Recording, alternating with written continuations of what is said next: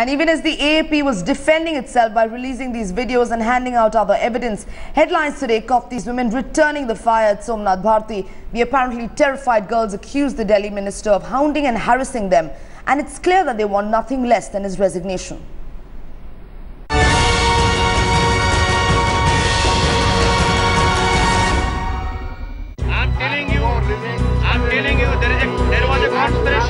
More than a week after the entire controversy erupted, there is no sign of the matter cooling down.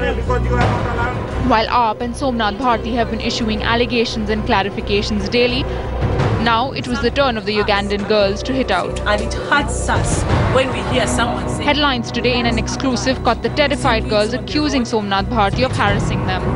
But my own issue against Somnath is the statement he gave and said these people are not like us.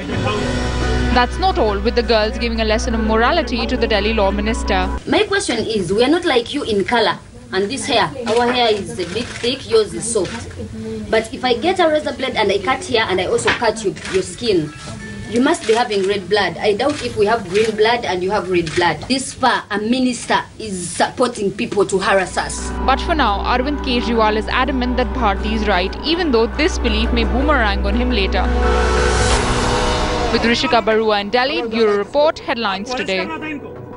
And our correspondent Rishika Barua now joins us live on this very big story. Rishika, the AAP obviously building up the pressure, releasing these videos and this evidence. But a very pertinent question, in fact, that has been raised since yesterday is why the AAP did not come forward with this supposed evidence before. Well, absolutely. These videos that have been released, which we have been in fact playing out here on Headlines Today, remember, we cannot verify the veracity of these videos. These have been released by the Aam Aadmi Party and they claim that it exonerates the claim of the law minister, saying that in fact these women are guilty.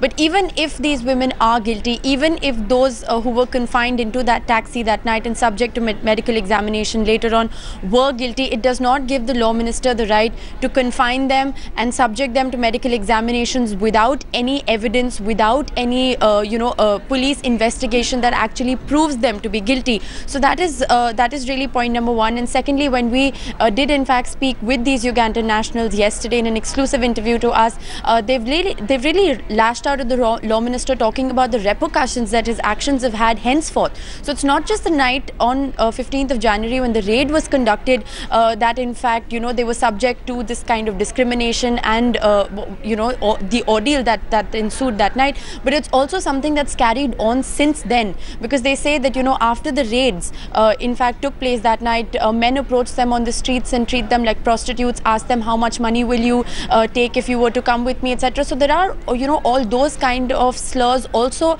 a lot of racial discrimination that they claim they are being subject to.